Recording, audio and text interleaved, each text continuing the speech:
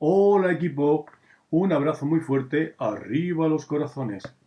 Damos comienzo con este vídeo a una serie dedicada a el texto y sus propiedades.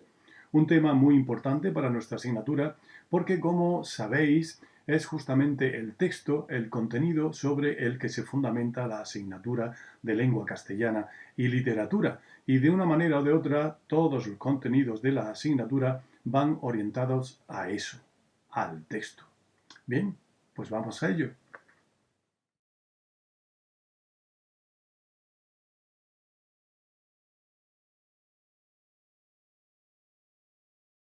Nos vamos a ocupar del estudio del texto y la información que daremos a propósito del texto la vamos a organizar en dos apartados.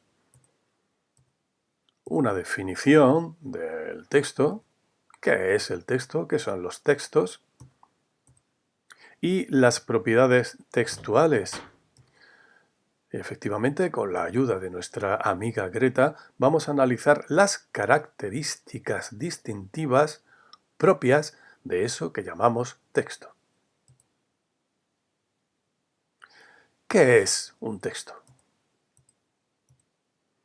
Esta seguramente es la definición más esencial, más simple y al mismo tiempo más completa, más ajustada de qué sea un texto. Un texto se define como una unidad de comunicación. Vamos a contar con la inestimable colaboración de nuestra amiga Lupe para tratar de entender mejor a qué nos referimos con eso de unidad. Nos pregunta Lupe, ¿has visto a Luis? Añade a continuación, hoy no ha venido a clase. Lo llamo y no me coge el teléfono. Ayer estaba muy raro. ¿Se habrá puesto enfermo? Observad que esta serie está formada por una serie, valga la redundancia, de actos de habla. Los actos de habla, como sabéis, se representan mediante frases, dan lugar a frases, que son la unidad lingüística dotada de un sentido completo. Es decir, cada una de estas frases que hay aquí se puede comprender, tiene sentido por sí misma. Pero da la casualidad que para comprenderlas de manera completa, en todo su alcance comunicativo, teniendo en cuenta lo que pretende comunicarnos Lupe, hay que interpretarlas como un conjunto, como una unidad.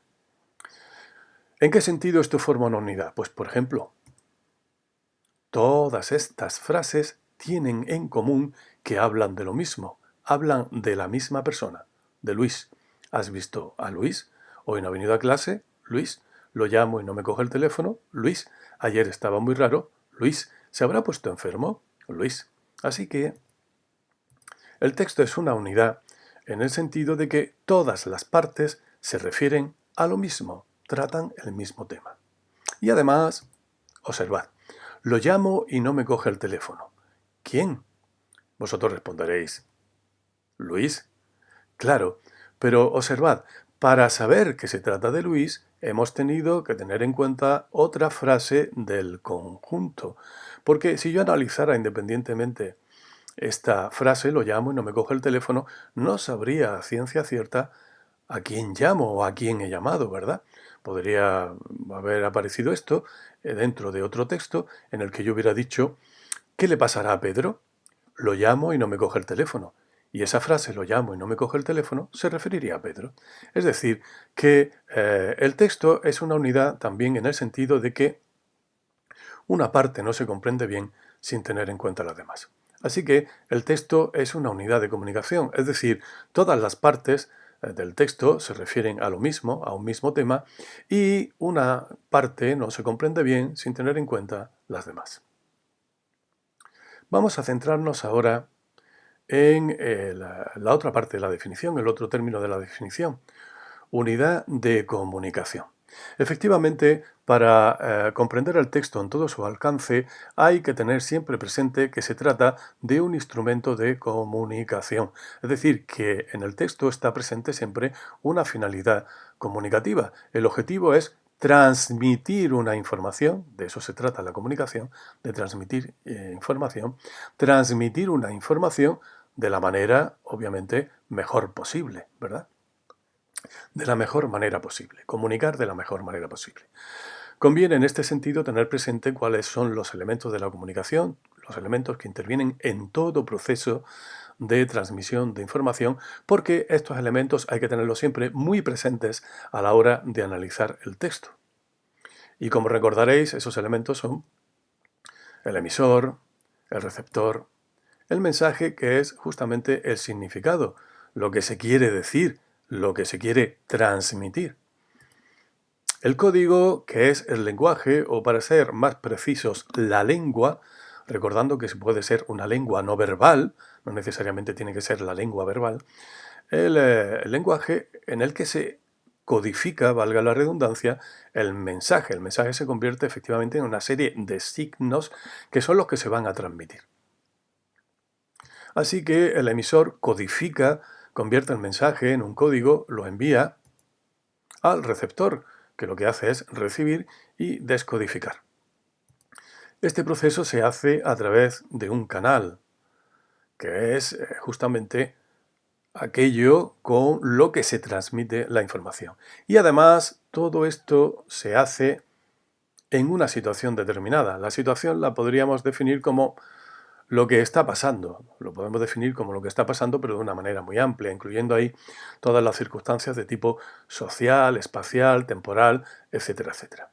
Pongamos un ejemplo muy rápido. Aquí tenemos a Felipe y a Ana, que están manteniendo una conversación telefónica. Esta es la situación. Y además añadimos que se trata de un fin de semana. Felipe envía la información, transmite la información a Ana, pero previamente tiene que tener claro qué es lo que le quiere decir o de qué le va a hablar. Y en este caso, de lo que le va a hablar es de que hay una película muy interesante y quisiera ofrecerle la posibilidad, o pedirle, más bien pedirle, que asistiera con él al cine. Bien, esto lo codifica. ¿Cómo lo va a codificar Felipe? Pues Felipe lo que va a hacer es decirlo oralmente, utilizar el lenguaje verbal. Y el canal que va a utilizar es el móvil. Bien, todos estos elementos que acabamos de ver aquí, como podéis, creo yo, percibir con claridad, van a influir en la manera en la que se construya el texto, porque quien construye, quien redacta el texto, y por lo tanto también quien lo analice, quien sea el receptor del mismo, tienen que tener presente, para entenderlo bien en todo su alcance, todos estos elementos que hemos mencionado aquí. No lo olvidéis. El texto es una unidad de comunicación, a la que por lo tanto le afectan todos los elementos de la comunicación: emisor, receptor, mensaje, código, canal y situación. Bien, definido el texto como unidad de comunicación, pasamos a hablar de las propiedades textuales, y para ello, como os decía, contamos con la colaboración de nuestra querida amiga Greta. ¿Qué son las propiedades textuales? Greta nos lo va a explicar. Tienen que ver, en primer lugar, con el hecho de que el texto sea una unidad.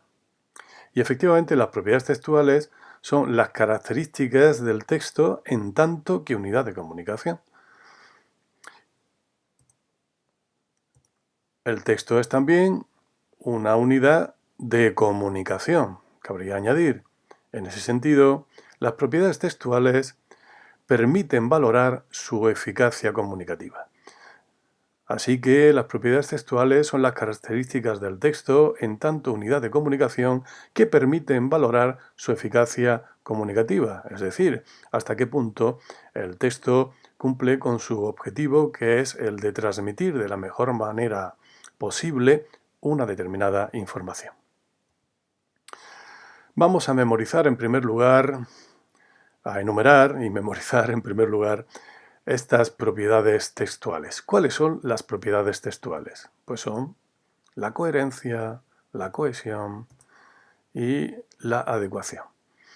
Tomamos nota de estas tres propiedades y tratamos de fijarlas en la memoria, porque son términos de los que vamos a echar mano con bastante frecuencia en la asignatura de lengua. Tened en cuenta que, como dijimos ya en la presentación de la asignatura, son justamente los textos el objetivo fundamental del que partimos y el objetivo fundamental al que tratamos de llegar desde el punto de vista del tratamiento de contenidos. Vamos a relacionar con un icono para facilitar la memorización. La coherencia lo vamos a relacionar con este icono. Fijaos que en este icono lo que aparecen son muchos objetos, es decir, muchos temas o asuntos posibles de los que un texto puede hablar. Y es que efectivamente la coherencia tiene que ver con el contenido del texto. ¿Qué es esto que aparece aquí? Pues efectivamente un lazo, un nudo, porque la cohesión tiene que ver con el hecho de que las distintas partes del texto están relacionadas entre sí. Y por último, la adecuación. Vaya, ¿quién tenemos aquí? Un chico que parece ser que está dando un paseo por la calle y que va a ver seguramente un grupo de amigos, quizás vaya a un concierto. Y aquí tenemos otro chico que desde luego no va vestido de la misma manera. ¿Por qué?